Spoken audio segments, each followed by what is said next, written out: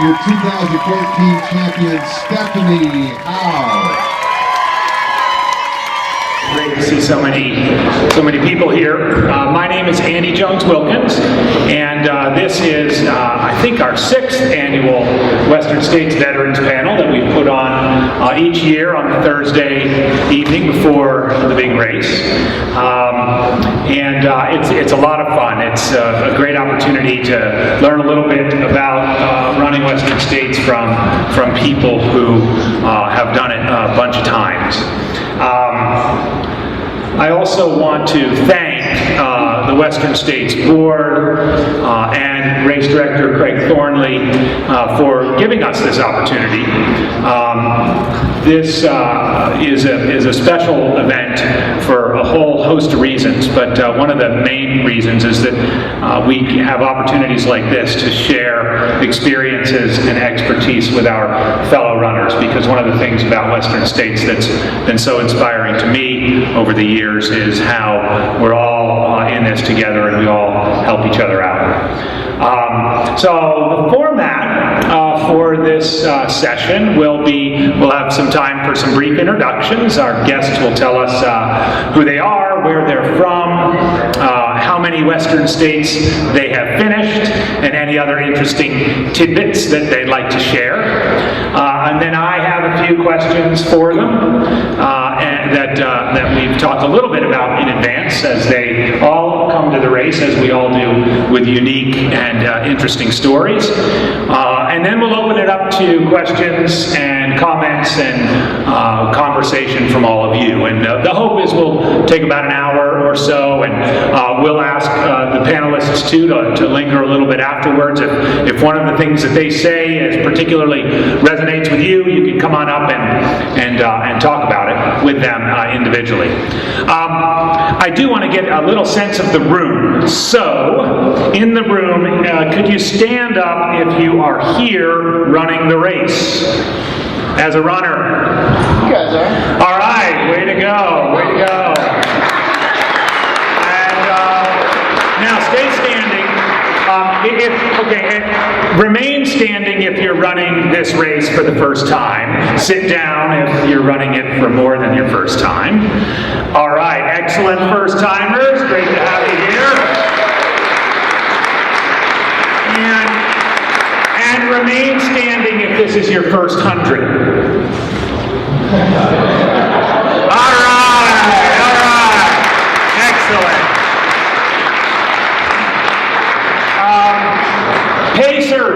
Pacers, who's here is pacing?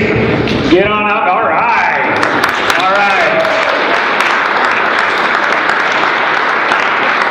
Pacers, listen very carefully to what everybody says so that you can remind your runner somewhere on California Street about the words of wisdom you got tonight. So those are Pacers.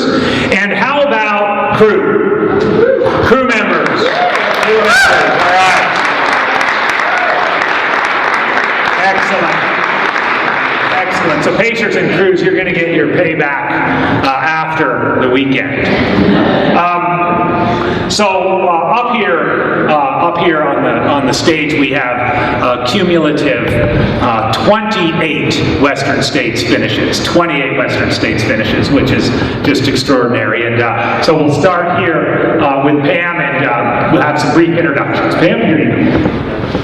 Hi, I'm Pam Smith. I'm from Salem, Oregon. This is going to be my 6th Western States, and I have finished times here that range from 1836 to 2858. So I think I've got the full breadth of experience here at the race. I'm Ian Torrence. I'm from Flagstaff, Arizona. Finished Western 6 times, but have been pacer to Scott Jurek, Hal Kerner, and top 10 finisher Emily Harrison. So I feel like I've been in the race a lot more than that. 2 top 10 finishes as well. My name is Matt Keys. This will be my 9th Western States, and I live in Auburn, California. If all goes well, I'll walk home from the finish. My wife has only given me a ride once, and I have 0 top 10 finishes. And I'm Nikki Kimball. I have 9 finishes, and I think that Andy might have been a little, he didn't include himself in the cumulative finishes here, so it's really 38, not 28, because he got his 10th last year. And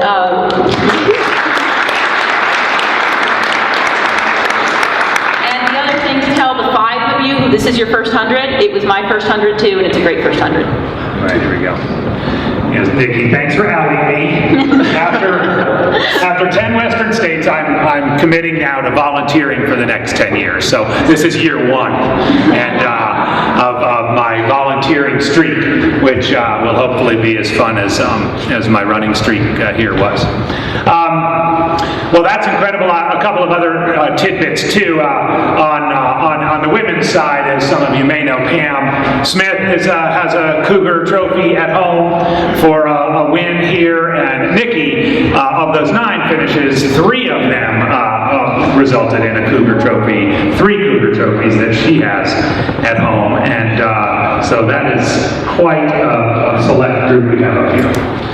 So Pam, we're going to start with you. Now, would it be better, I saw some folks, great, would you be better if we had the panelists stand up when they answer their questions? Okay, we're so sorry, you're going to have to stand up. Pam, you have experiences, as you just noted, on both ends of the Western States spectrum.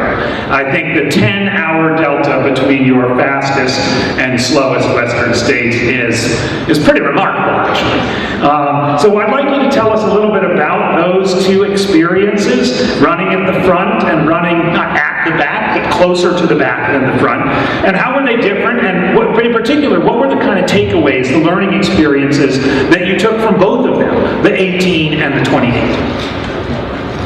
So yeah, some of the things that are the same about those experiences is the distance. It's 100 miles no matter what time you finish in, and so don't compare yourself to the other people or who's in front of you. Remember that you're out there doing the same obstacles. You've got the same highs and lows that you're going through.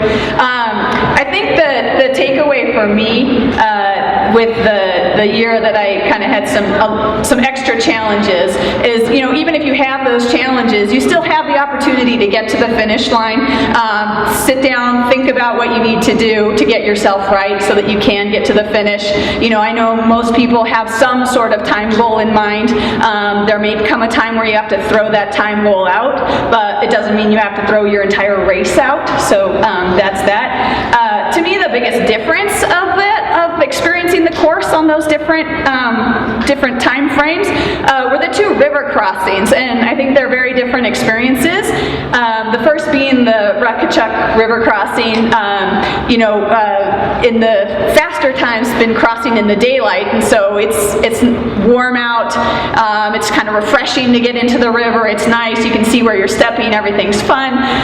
It's a little bit more daunting in the night, but it's a unique experience in itself. You've got the glow sticks on the river. You've got people that are out there, sort of a nighttime party going on. So that part's unique. And then the other one is coming across No Hands Bridge, are very different. In the years that I've finished towards the front, No Hands Bridge has been completely dark. It has some Christmas lights on it, which are nice, but at the same time, you don't really appreciate anything. If you're finishing in the 24+ hour range, you get to see that in the daylight, and that is beautiful. So if you're in there and you're crossing No Hands Bridge in the daylight, take a moment to look up and down the river, because that's something that the faster finishers don't get to appreciate, and I would say that is one of the nicest things on the course, crossing that river and the sunrise and seeing the sun hit the water there. So there's many great things that to appreciate, even if you're running a little slower in the race. All right, thank you, Pam. Thank you so much. Now, obviously, if you've been around ultra running any time in the last 2 decades, you've seen the name Ian Torrence. And Ian, you have a long history at Western States, as you pointed out, as a runner, as a pacer, as a crew, as a person who's just kind of knit into the fabric of our sport, as well as many other races across the country and around the world. In the course of the Western States run, one of the things that I've always admired about you is the way in which you are able to adapt to changing circumstances as the race is unfolding.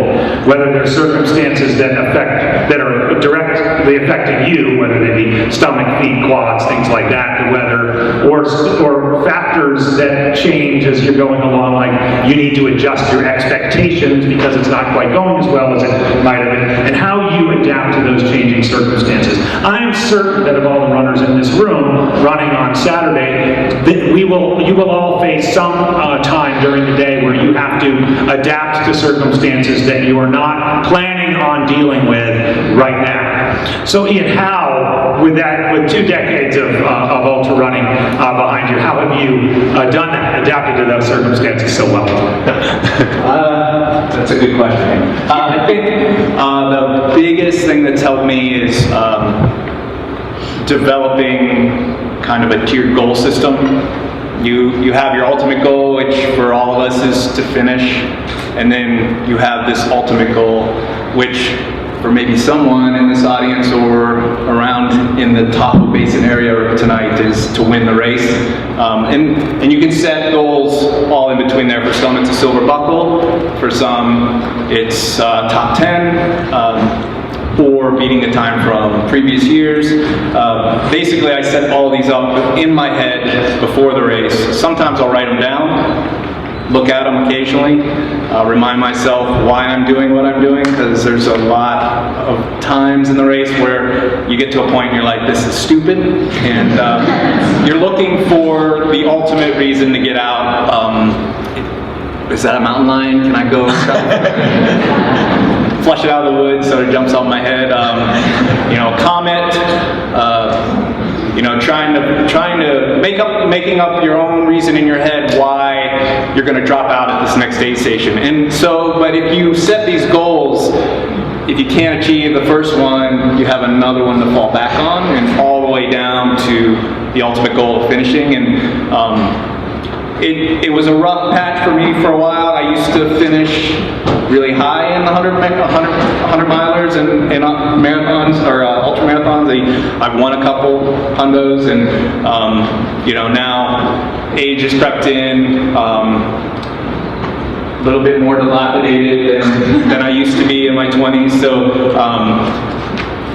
it took a while for me to grasp that changeover, but once I did, it's actually helped me to become a better runner. So using these goals, tiering your goals to find success. And so when you finish, you always are happy with your finish because you've achieved some of your goals. Even if it's not all of them, it's achieving something, and a 100-mile finish is the ultimate ultra-marathoner's goal anyway. So, all right.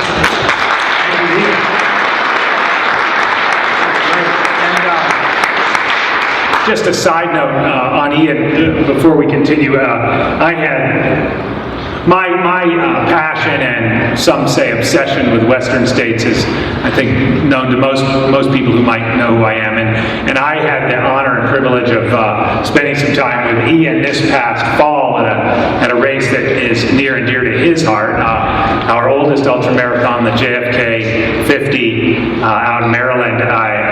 Ian finished a good couple hours ahead of me for his 20th finish at the JFK 50, and he's only in his early 40s, so I think he's got a long stretch there. If you're looking for Ian on the third Saturday in November, it's a very good bet he's going to be in Hagerstown, Maryland, running the JFK and running it really, really well. Okay, next up, Matt Keys. Matt, you have had an incredible run at Western States in the way in which your finishing times have progressed in steady increments, faster and faster, just about each year. And they seem to have progressed in ways that that suggest a clear understanding of the course. You're a local, you live in Auburn, a kind of a training regimen that I think is such that you figure out where your strengths and weaknesses are. But we're here 2 days before the race.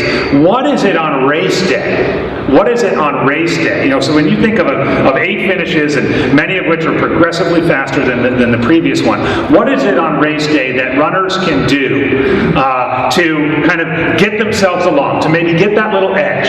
You know, this year you were 20 minutes faster than last year. How did you do it in terms of what happened on race day? And what little bits of advice might you have for that runner who, you know, needs it, really wants that silver buckle, might be right on that 24-hour mark, and, you know, making a few key decisions between green gate and the finish might be the difference between getting in or not?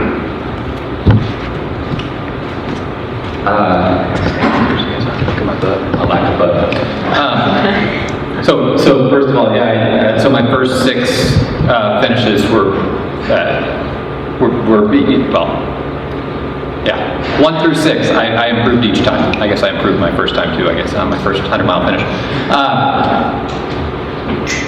I just want to point out a friend of mine, Derek, who was running with me second year and third year. He emailed Craig Thornley, the race director, when I finished my 6th. He emailed Craig and said, "Hey, my buddy Matt here has managed to finish faster each time, 6 years in a row. Is there anybody else who's done that?" And Craig fired back an email within 5 minutes and said, "Yeah, there was this guy named Scott Jurek."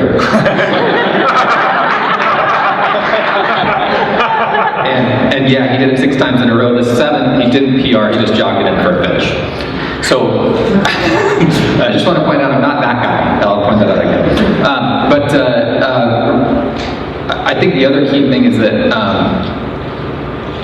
my first run and last year's run were relatively probably my worst performances, and they're the 2 times when I had a hard time goal. First time, it was my first 100-miler, so those of you running Western States, is your first 100. This was my first 100 as well. I had a hard time goal. I wanted to finish under 24 hours. It was a hot day. It was 100 and something degrees, and I ran after that time goal, and it ran me into the ground. And I walked into Auburn. My wife made me run all the way across Noyan's Bridge toward the end. So, and last year I had a hard time goal. I've been training with some friends who are a lot more talented than I am, and I wanted to go under 20 hours, and I walked the last 22 miles. And did a lot of muscle damage, and have some blood work that shows that I did a lot of muscle damage. So I guess what I want to say, all that to say, I've done best when I've not chased a hard time goal, when I've run ridiculously conservatively in the high country. Whether you're one to use a heart rate monitor or not, I don't know too many people who have said they wish they'd run harder to Robinson Flat. I've never said I wished I ran harder to Robinson Flat. So the course gets more runnable as you go. My body gets less willing to run as I go. So the easier I can start, the less I let pride get in the way when somebody who I think I might be able to finish ahead of goes running by me up a hill while I'm walking, the better I'm going to do. All right, thank you.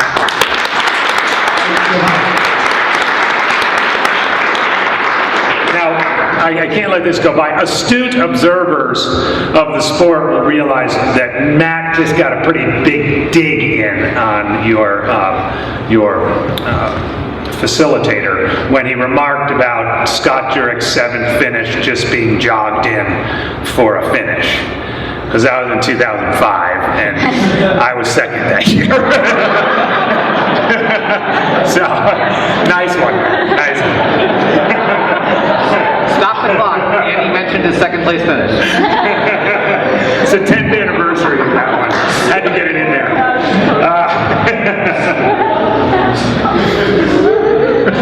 Oh, Matt.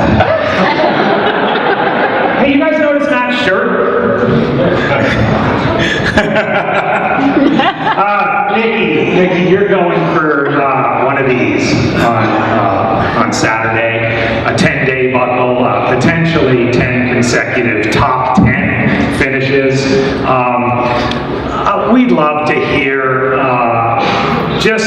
some reminiscences of these first 9 finishes, and some places, if you could just share some highs and some lows that you think might possibly plant a little seed of wisdom or experience on the folks in the audience. Thanks.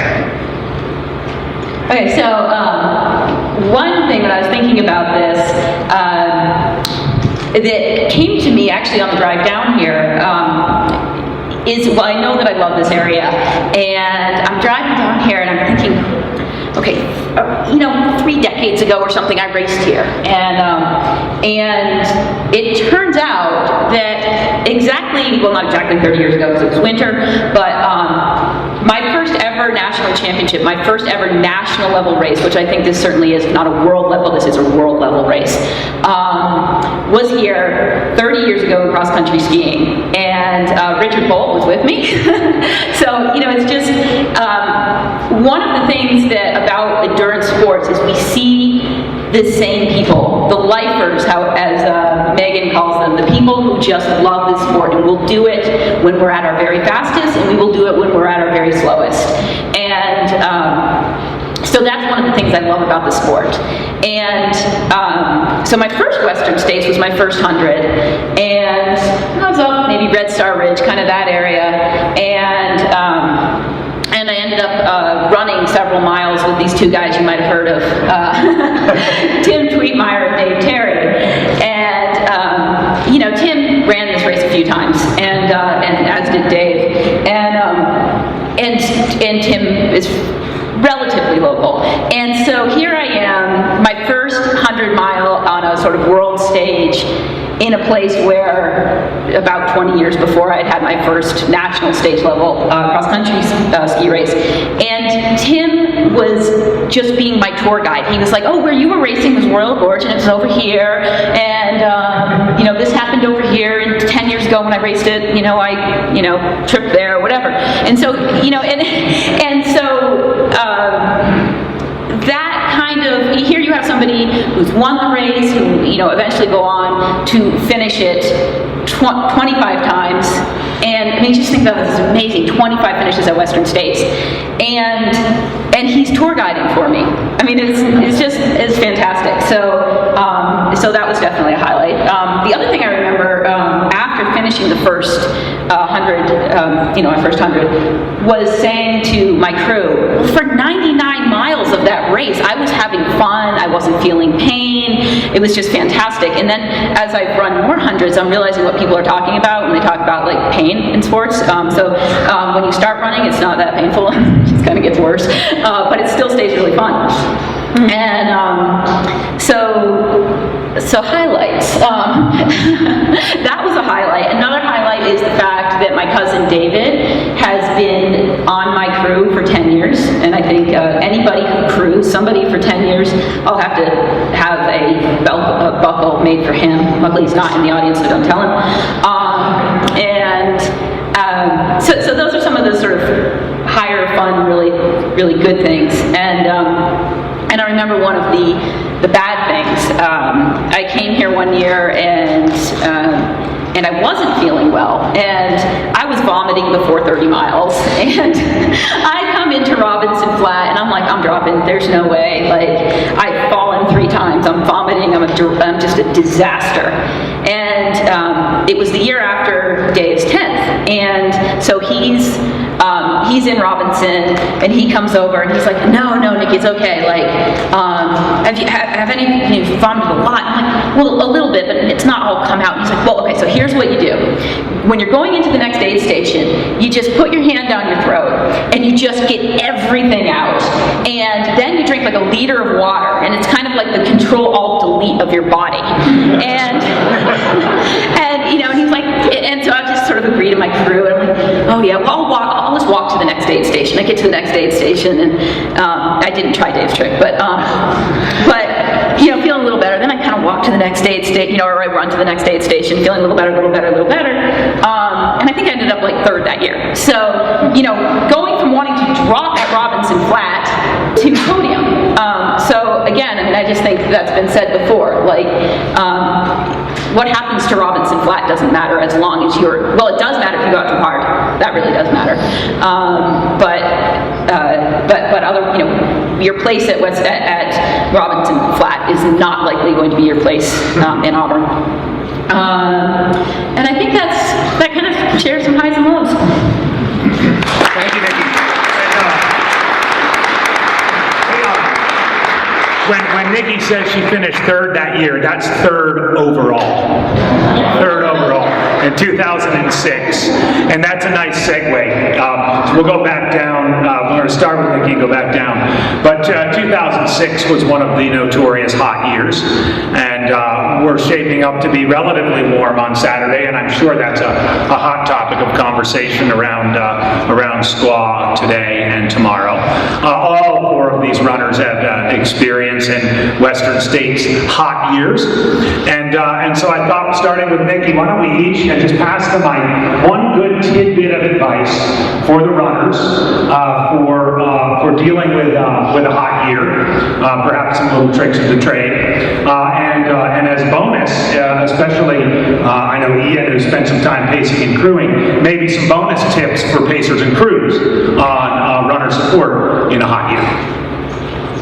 Okay, so I'm not trying to be sexist here, but this tip will probably only apply to half the runners. And ice in the jog bra, it's like, it will cool your system down very, very quickly. And I think actually at Badwater, Michael Wardian wore a jog bra to do the same thing. So ice in the jog bra.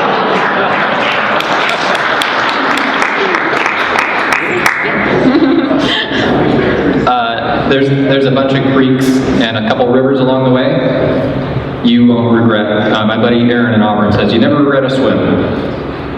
Try it out. See how many you can swim in, see how many you regret by the time you get to Auburn. Slow down, and that time you use to douse and to ice will give you a lot of time on the second half of the course. For crews and pacers, you're out there all day. If you don't take care of yourself, your runner will feel your pain because you won't be able to take care of them. So Carl Meltzer is kind of known for his pithy statements, and I'm not sure I agree with him that 100 miles is not that far. But one thing he also says is, just don't get hot. And I do agree with him on that, and that sounds kind of funny, but basically start cooling yourself off very early. Don't wait until you're getting hot to start the cooling mechanisms and getting yourself cooled down. Start it early. I'm usually putting ice on at about 9 o'clock in the morning, jumping in the Duncan Canyon. You'll come to pretty early. It's got a nice stream there. So, and then for the crews and the people who are helping out with the runners, I would say, just keep dumping ice and water on your runners, even if they say they're annoyed by it or whatever. Just keep dumping more on them. They can't be wet enough or cold enough. So. All right. Thanks, Pam. And all these tips. I'd like to just add a couple of them that would be helpful. I have to, this is unscientific, but I have to believe that the Western States Endurance Run spends more money on ice than most, if not any other 100-miler, and it's for all of your own good. So the aid station folks are ready to help fill an ice bandana if you have one, or put it under your hat. If you're interested in buying some of the Western States souvenirs that are in the Western States store, the various heat-related things that you might be interested in looking at as well. I also want to point out a couple of key water spots. Matt mentioned these, that there's lots of creeks. Pam mentioned Duncan Creek, which you come to at about mile 24 and a half. Worth doing a full submerge in there. Two other little key spots after you cross the now newly reconstructed swinging bridge, and you make a left-hand turn and begin the ascent up to Devil's Thumb, there's a spring on your right. You can drink that water, and you can refill your bottles, you can fill a few, you can douse, you can leave that spring with 2 full bottles for the 1.8 mile climb up to Devil's Thumb, and you're going to want that water. Even in a cool year, the climb up to Devil's Thumb is a tough one. And then the crossing of Volcano Creek, which is the smaller of the three canyons between Michigan Bluff and Forest Hill. That's a creek worth submerging in as well. Don't drink out of that one though, but it's definitely worth submerging in. Those places where your crew can come and meet you, where there are no aid stations. So there are a couple of those. One really important one, the bottom of Bath Road. So crews, listen to this. This is at mile approximately 60.6. So it's 1.4 miles before the main aid station of Forest Hill. But crews can run down there, jog down there with fluids and things like that, and they can cool you off a little bit on that 1.4 mile climb. They can also stay with you for about 3/4 of a mile leaving Forest Hill, doing the same thing, cooling you as much as possible. They can do that again on the climb up from the Rucky-Chucky River crossing to Green Gate. You can come down there, they can have a backpack full of stuff, they can pour water on your head. It feels a little bit like you're kind of in a NASCAR pit crew for a little while. So you might, if you're doing your planning in the next 24 hours, you might want to just think about those things in terms of your race strategy. Something else, everybody's a little bit different on this, but one of the things that happens to runners at Western States of the various maladies, but one of the more common are issues with your feet. Any thoughts and words of advice on feet, management of feet issues, and in particular, if there are any ways in which you've had an experience where things were starting to go bad with your feet and you made a decision, you did something and it worked, or some advice on things not to do, which might help with the foot issues that emerge here. Pam, you got any? Or your feet are pretty much perfect. Well, no, but I have my toenails permanently removed, so it's a little too late to go down that avenue. No, I guess that's... Yeah, I don't have too many feet problems, knock on. But I have been known to change socks and shoes occasionally, and that always feels like you're putting on your nighties. That's always comfortable. I've been known to change socks and shoes. I've also been known to change just sock. My left foot's goofed up and screwy, and I'll take off my left shoe at Robinson Flat, put on a new left sock, and put the same shoe back on, and not touch my right. Kind of it ain't broke, don't fix it. The other thing is I've had blisters all but one time, and it's never kept me from finishing. Blisters hurt. That's all. And I think if anybody could answer Andy's question really well, that person could make a lot of money. It's the question. I mean, it's the question in endurance sports is, how do you avoid blisters? And I don't know the answer, but I do know ways that you can really mess yourself up. And that's to do some new blister strategy, say before the race. And I had a friend once who decided she would put Glide on all her toes and the bottom of her foot, and that might help. And apparently she just slid all around her shoe. So maybe don't try anything new. Good call, Ron. Thank you very much. Feet are interesting. A word to crews. It would be great if you, the crew relationship and pacer-runner relationship, crew-runner relationship is one that can be wonderfully dynamic and at times challenging. But as Matt said, blisters are pretty common here, and while some might be so debilitating that you can't move forward, most will not be. And so especially crews. My wife Shelley, who's crewed me all of my Western States finishes, would just say, you know what, everyone has blisters. Get the heck out of here. It's worth saying. She also says everybody's puking and everybody has dead quads. Get the heck out of here. She's most of the time right, but even if she's not right, it's enough to make me feel like I should just put my tail between my legs and get down the trail.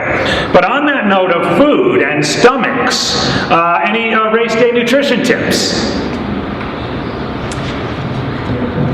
I guess for me is just you want to stay pretty even throughout, so don't get into the idea early on like, oh my gosh, I'm running 100 miles, I'm going to need a ton of calories, and stuff yourself real early on. I think that's a good way to get your stomach upset. If your stomach does get upset, don't keep trying to shove more food into your into your system. You need some time, maybe do the reset button here, but give yourself some time, maybe if you don't need to puke, but at least give yourself some time to try and digest some of the stuff that's in your stomach, and try not to panic that you're going to bonk or that you're not taking in enough water, because if you're already upset and on the verge of puking and you just put more on top of that, you're just going to continue to exacerbate that cycle and continue to stay sick. So I guess take a little downtime. I did a beer mile 2 weeks ago.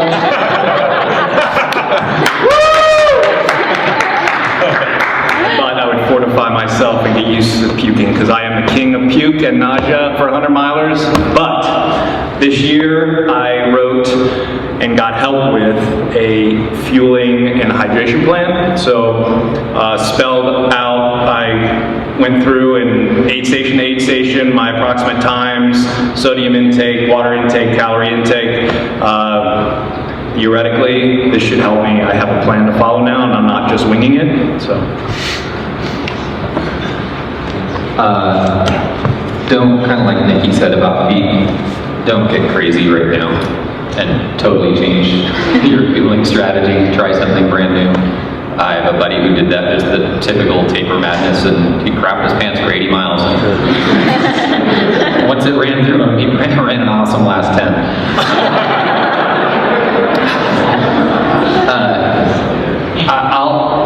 Kim will bring me taco tree, sorry, it's off. She'll bring me taco tree bean burritos and milkshakes at like Robinson Flat, Michigan Bluff, and Tommy probably eats bees from his own, honeys from his own bees, hopefully not the bees. But you probably have what works for you. So don't get crazy and change it now. That said, when that gets crazy, Tweet says he's finished on Code Red, Mountain Dew, and M&Ms. So when all else fails, soda. That's hard to follow the three of you on that. Well, it's people will give you advice out there, and one year that I was running this, I kept gaining weight, and we don't use scales quite as often as we used to, but my weight kept going up and up and up, and so everybody told me, you need more water, and I had the ultra brain, so I was like, okay, I need more water, not realizing that I was gaining weight and maybe I didn't need more water, and so for me, I need to take in less water than I want to. It's I think you just learn that through time, is what amounts of hydration work for you. But then the other thing that I'd like to say is that I vomited in some of my best races. I mean, if it gets really bad and you're just like, you know what it feels like. It's horrible.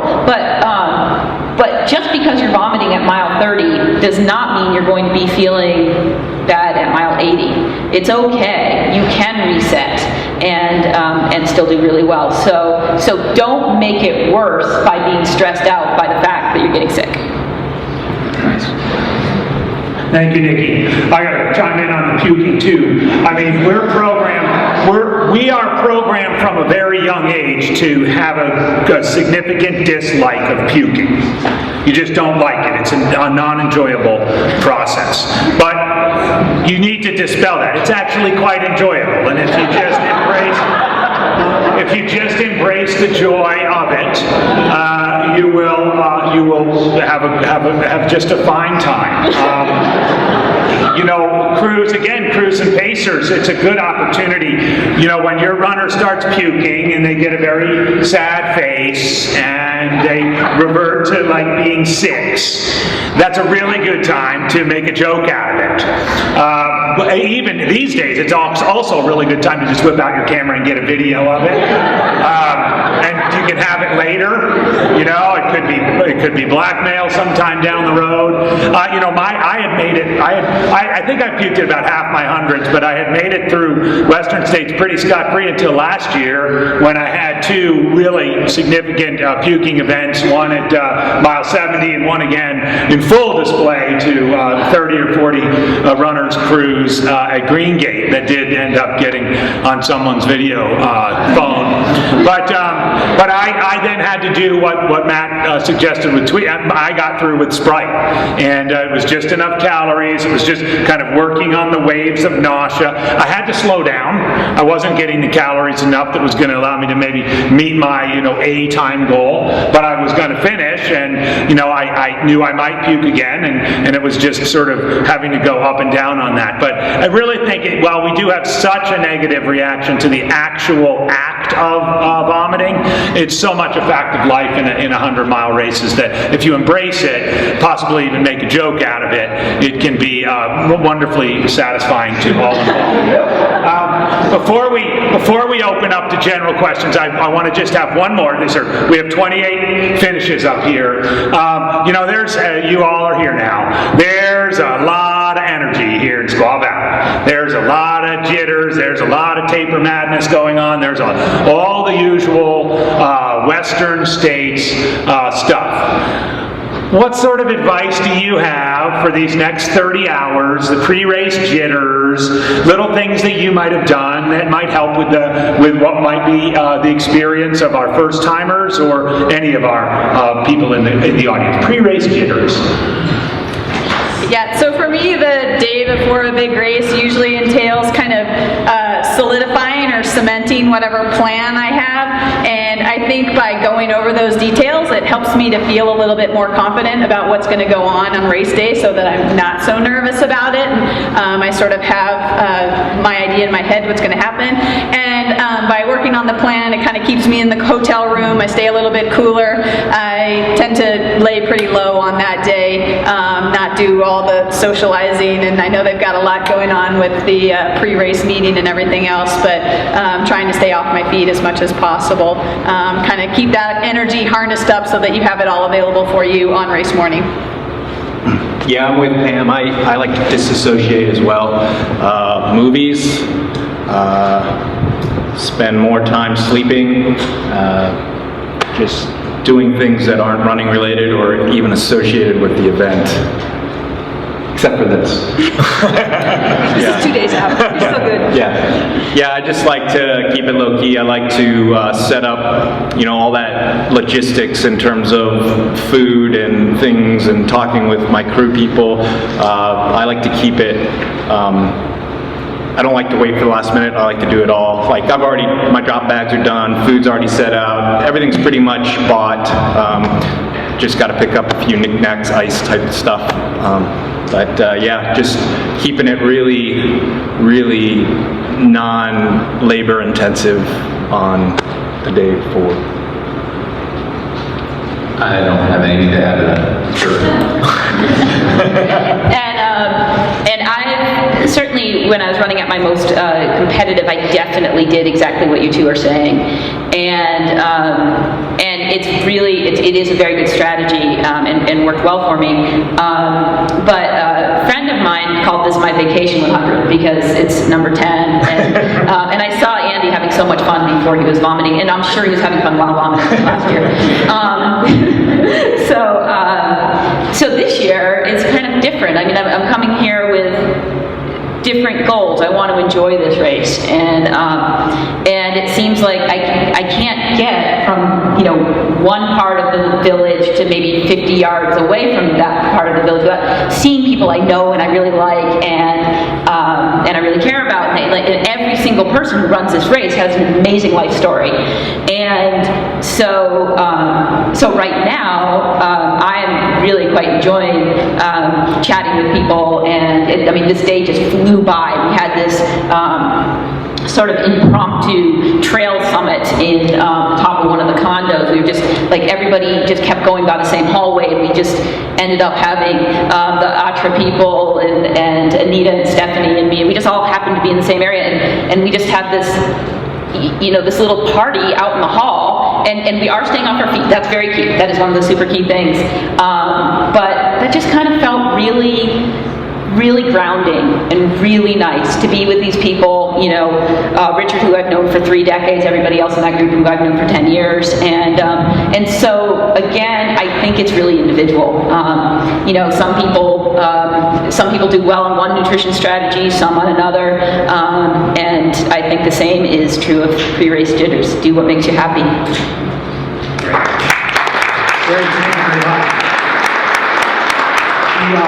I also, you know, the way in which Western States has become such a popular event that is so difficult to gain entry into. I also would strongly encourage, especially pacers and crews, but then runners after the event, you know, soak it all in. Take in the events that are going to be taking place tomorrow around the pre-race briefing and so forth. It's the Craig and the organizers and all of the volunteers do an amazing job of making this a really special experience. I also want to, before we open it up to questions to all of you, I do want to recommend to you, particularly pacers and crews, one thing if you're trolling around on the internet, because Craig Thornley had for years has maintained a blog. It's an unusual title. It's called Conduct the Juices, and on there, if you just open up Conduct the Juices and you go to the Western States tab, which is down along the side, there is just a wealth of information, from course descriptions to course histories to his own race reports.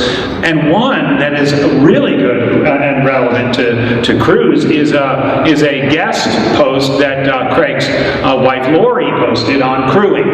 And if you scroll through there, she is a master, and you can get some great advice on crewing. So again, if you're staying off your feet and spending time in your room, take a look at Conduct the Juices. There's some wonderful tidbits of information in there that can help you get down the trail and help crews get around efficiently.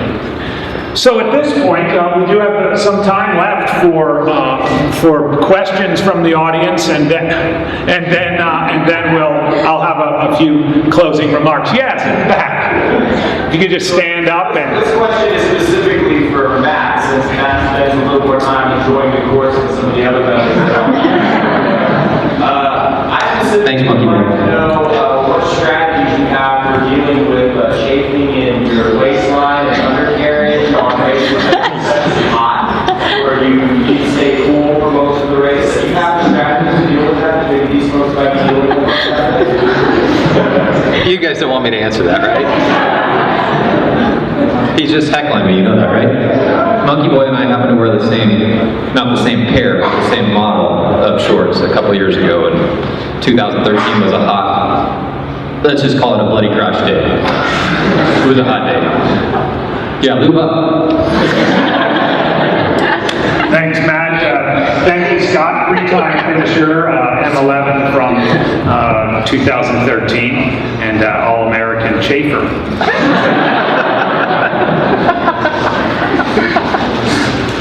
Questions? Yes? I'm just curious, what type of socks do you usually wear? Socks? Yeah, and also do you lube at all? On your feet? Yeah. Anywhere. Share other areas.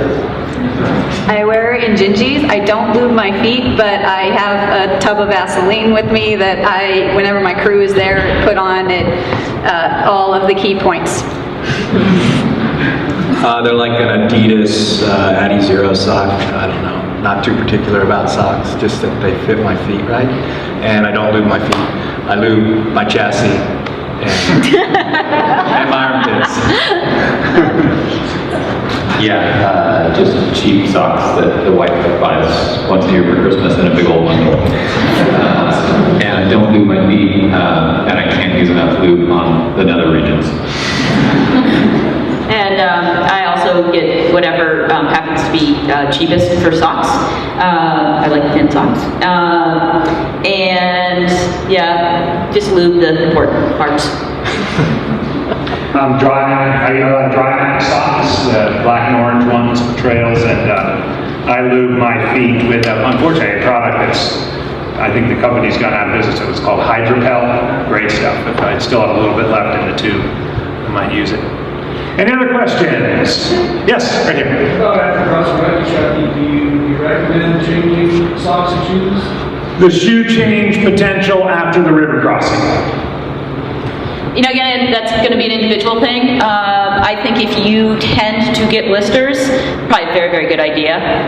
If you tend not to get blisters, may not be a problem. So again, the answer for almost every question you can ask is it depends.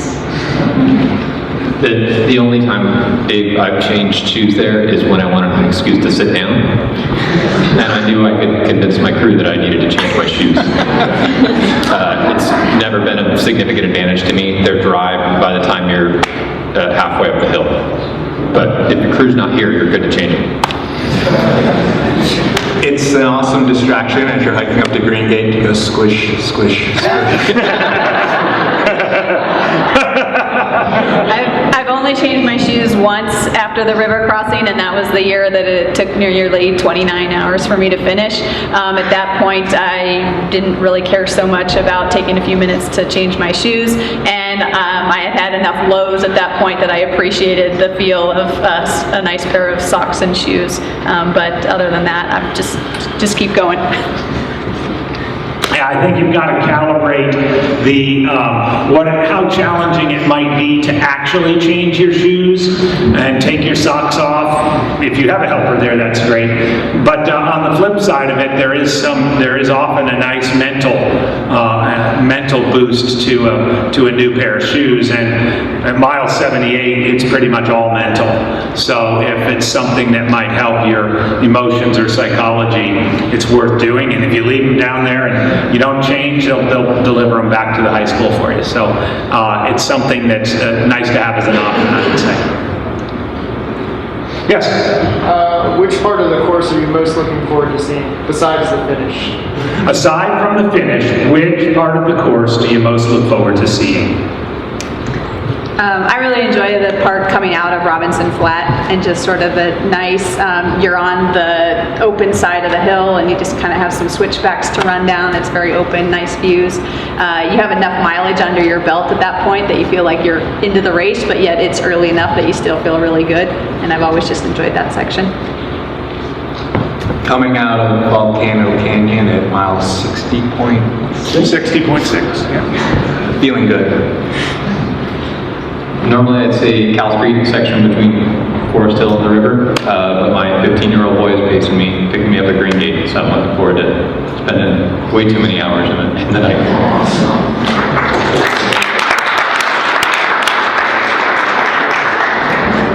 Nikki's going to pass on that one. If I was running it, I think all 10 years, my favorite spot is from Devil's Thumb to El Dorado Bridge.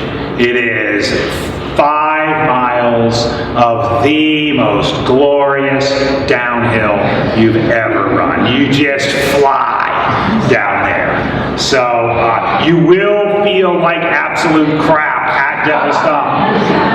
But 5 miles later, after one of maybe the best 5 miles in all of ultra running, you'll feel so much better. It's just a great downhill. Savor it. Yes, right there. All right, so speaking of downhills, any tips for preserving the quads? Oh, that's an excellent question. Tips, of course, the preparation is done, but race day tips for quad preservation.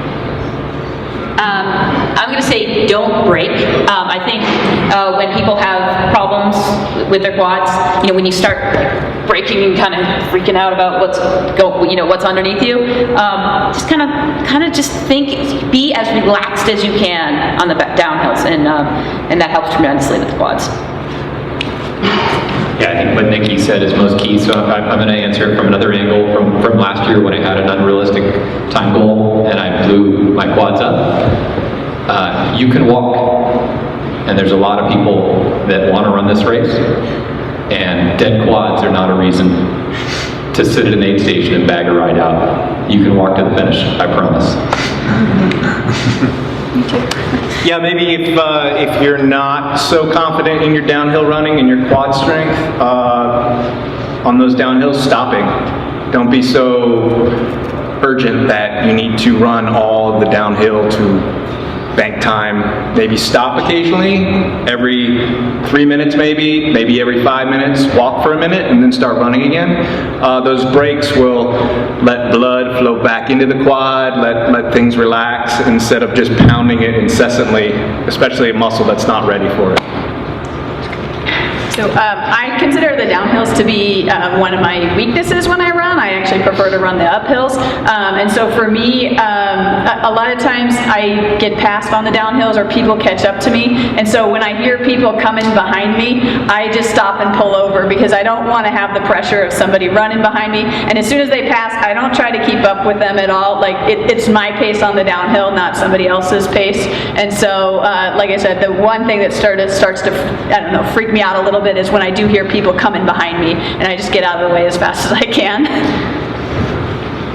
I think it's certainly an art and a science to manage the quads through this race. The interesting challenge is that all of the descents are different steepness levels, and you tend to trash your quads more on the more steep ones. So, for example, the steep descent down to Swinging Bridge in Deadwood Canyon is a lot steeper, for example, than the moderate descent, say, between Cal 2 and Cal 3. One little tip is to just think in your head of keeping your body perpendicular to the ground. So more or less, the steeper the descent, the more you might feel yourself leaning forward. That kind of helps with the not braking. I would also say, too, do a check. Do a quad check in the following place, and that is, Pam spoke about that beautiful climb coming out of Robinson Flat up Little Bald Mountain, and you summit there, and you make a couple of turns, and then you begin, this is no joke, you begin what is more or less a 13-mile descent. All the way, maybe a little bit more than 13 miles, all the way to the Swinging Bridge I just mentioned. There are a few little ups in there, but you're almost going downhill for 13 miles. Not all that steep, but that's a place where you can play a little bit with your stride length. You really can pay attention to, are things starting to fire in there? Are they, you've gone 30 miles, so you've run a 50K. It's a good time to take stock. You're going to be hurting a little bit, but it's a good place to just take stock because it's a long, glorious downhill if you are careful in there. One more question right here. So just the last, the very end of the game before the race, when do you guys go to bed? When do you set your alarm? Do you wake up in the middle of the night, which I think most of us do? What kind of mantra do you do? How have you adapted with this in past races? Excellent question. The actual night before, the alarm, the bed, what do you do if something wakes you up? What do you have on that for the night before? So tonight I think is the night that I try to concentrate the most on sleep, and if I get a good sleep tonight, then I don't worry about it quite so much the next night. I don't sleep well, but I just, I think that's what happens to everybody, and so if I know I've banked some good sleep the night before, that helps. I set my alarm for about 3:30 and immediately get up and eat so that I get the food in and start digesting, and then get the preparations for everything else. Yeah, I wish the race started at 8 or 9. That's kind of my schedule. Anyway, yeah, I don't sleep well at all, and I'm guaranteed not to sleep. I might as well just stay up and watch those movies that I was talking about earlier. Tonight's the night. Sleep as long as you can. Don't be in a rush to go check in. You got plenty of time. You got all day to check in, or till whatever, 1. Oh yeah, the people will line up at like 8:45 for the 9 o'clock check-in. Yeah. By 11 o'clock, there's nobody there, so don't feel like you have to be the first person in line. Yeah, just chill out. Sleep in if you can. Don't set an alarm. Shut the blinds. Take the dogs outside. Whatever you got to do to sleep a couple extra minutes. Yeah, that's at alarm same time, 3:30, and same thing on tonight's more important. The only thing I'd add is I will have a beer on Friday night before I go to bed. Kind of like Matt's style.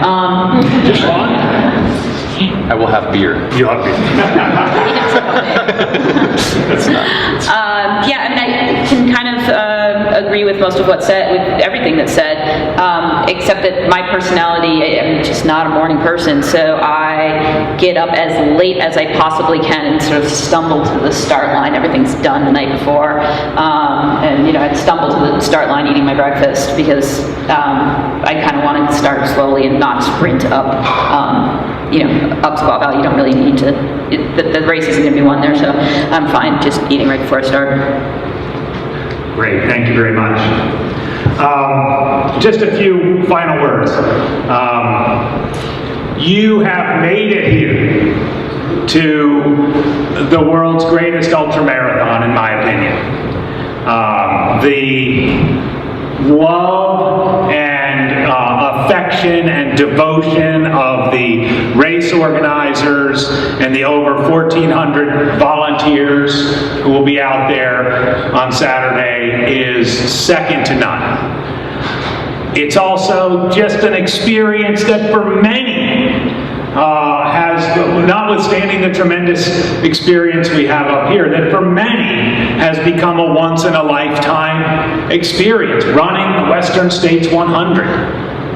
Get onto Roby Point, you get down to the high school, you circle that track. I can assure you, having done it 10 times, there is nothing quite like that feeling of euphoria when you get there. Whether you get there in 15 or 29 hours, 59 minutes.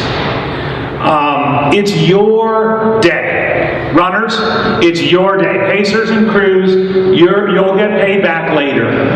But this is all about the runners. It is absolute 100% total self-absorption. And that's just fine. You've paid good money to get here. You've got a beautiful place. It is all about you. It's all about you. You can make it up to others later. You might get a little snippy with your crew or pacer. You might get a little grumpy. You might have all kinds of things happen. Some say running 100 miles is like living a lifetime in a day.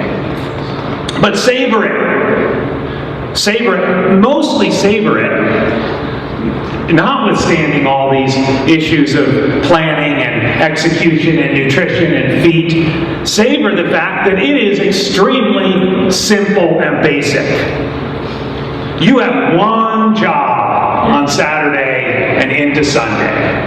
One job. And I hope all of you succeed in getting from Squaw right out there to Auburn. That's all you got to do. You can get your quad shot and walk. You can crank the downhills. But gosh, how much more beautiful and simple is that? Start in Auburn, put one foot in front of the other. Start in Squaw, put one foot in front of the other. And finish in Auburn. I wish you all the best of luck. And I want to once again thank our panelists. Weren't they great?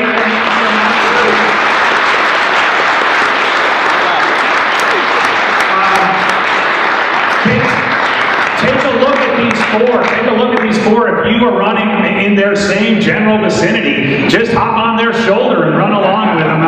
They're an experienced group. They're going to know when to run. They're going to know when to walk. They're going to know what kind of nutrition to take. They know how to run this thing. And once again, I want to thank the board of directors for Western States for giving us this opportunity, and most especially, he's back now, our incredible race director. Stand up, Craig Thornley, who's given us his credit. Thank you so much for all that you do for this event. Craig himself is an 8-time finisher. He's been a panelist at the Veterans Panel and pours his heart and soul into this. And I can assure you, he wants each and every one of you to have that incredible experience of crossing the finish line at Placer High School late Saturday or into Sunday. And with that, I want to say that the panelists and I will stick around. One little tidbit of information could be really helpful between success and not so much success. Please feel free to come up and ask us questions. Get a good night's sleep tonight, and thank you again. Thank you very much all for coming. We really appreciate it.